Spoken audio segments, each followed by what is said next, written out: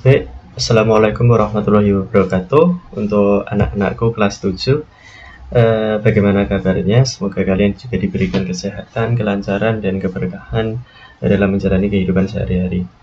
Dan pada pertemuan kali ini, kita langsung untuk membahas tentang masuknya Islam dan persebarannya itu di Nusantara itu seperti apa.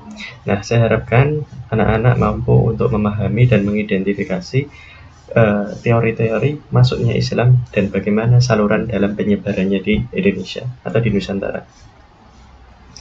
Baik, langsung saja saya akan menjelaskan tentang yang pertama ada 3 teori, ada 4 teori. Yang pertama yaitu ada 3 teori. Yang pertama yaitu adalah teori Gujarat. Nah, teori Gujarat ini beranggapan pada Islam masuk itu berasal dari Gujarat karena melewati India, lalu terbang, lalu berlayar melewati Selat Malaka, dan di sana terjadi perdagangan dengan masyarakat lokal. Nah, ini dibuktikan dengan apa? Yaitu adalah penemuan makam Malik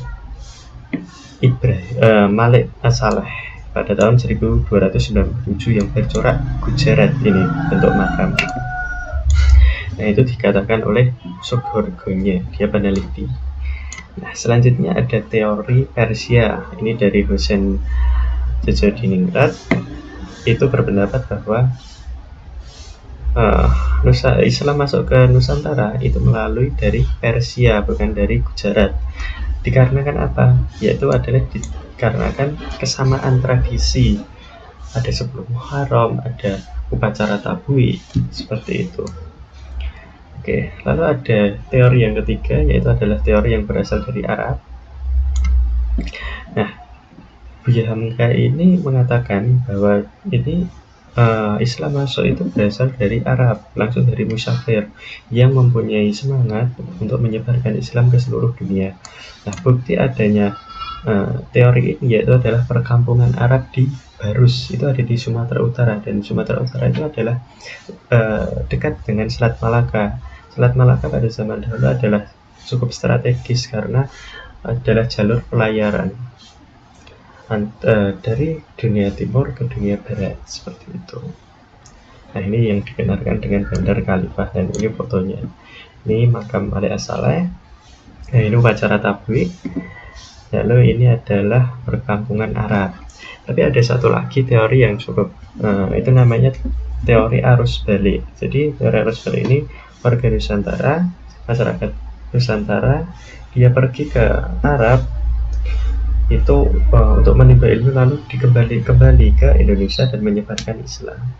Itu adalah teori arus balik, seperti itu. Selanjutnya, nah, bagaimana persebarannya Islam di Indonesia? Nah, ada beberapa saluran. Yang pertama yaitu adalah perdagangan. Seperti gambar yang bisa kita lihat di sana, Islam datang itu berasal dari, yaitu adalah pelayaran, lalu berdagang, menetap, lalu ada interaksi di sana, lalu menyebarkan agama dan kepercayaan. Lalu ada juga yang pernikahan setelah menetap di suatu daerah, lalu menikah dengan penduduk pribumi sehingga mampu untuk menyebarkan Islam di Nusantara, seperti itu. Lalu yang ketiga yaitu adalah tentang pendidikan. Nah, penyebaran Islam melalui pendidikan itu dilakukan oleh masyarakat yang mempunyai kepercayaan Islam, mulai dari Arab, mungkin Gujarat atau Persia, lalu datang ke sini, lalu mengajarkan kepada generasi muda, lalu mengajarkan kepada warga pribumi tentang Islam yang dibawanya. Lalu yaitu adalah kesenian. Kesenian itu masyarakat yang memeluk agama Islam, dia memperkenalkan Islam, yaitu adalah dengan bagaimana agar masyarakat itu tertarik dengan Islam, maka harus diselaraskan dengan kesenian yang berkembang di Nusantara, maupun dia membawa kesenian yang berasal dari daerah asalnya yang kecenderungannya mempunyai corak yang Islam. Oke, itu adalah saluran Islamisasi. Ada dagang, nikah, pendidikan, dan seni. Baik, selanjutnya yaitu adalah pengaruh Islam ke masyarakat. Nah, pengaruhnya itu adalah di politik. Nah, muncul kerajaan yang corak kesultanan. Mungkin di akhir Majapahit dia diserang oleh Raden Wijaya, itu adalah kerajaan dari Demak. Dia mempunyai corak kesultanan, itu adalah Islam. Nah, pada zaman dahulu itu ada berpengaruh pada sistem sosialnya, karena Hindu Buddha mengenal sistem kasta. Lalu kita memperkenalkan Islam di Nusantara, lalu memudarkan sistem kasta ini, mulai dari Brahmana, Ksatria, Waisya, dan Shudra.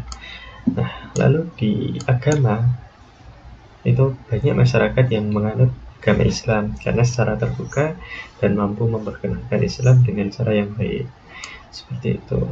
Lalu di sini yaitu adalah kebudayaan. Mungkin kita bisa lihat di Menara Kudus, mungkin kita lihat dari corak-corak makam, mungkin, atau ukiran-ukiran yang ornamen-ornamennya kecenderungannya bercorakkan Islam.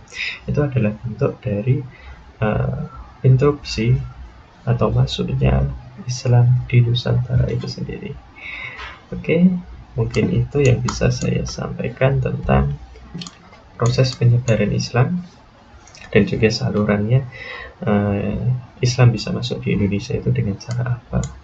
Mungkin itu yang bisa saya sampaikan. Untuk selanjutnya silahkan kalian mengerjakan tugas, yaitu adalah organisasi Islam yang berkembang atau kerajaan-kerajaan Islam yang berkembang di Nusantara itu ada apa saja. Mungkin itu yang bisa saya sampaikan. Sekian dari saya. Wassalamualaikum warahmatullahi wabarakatuh.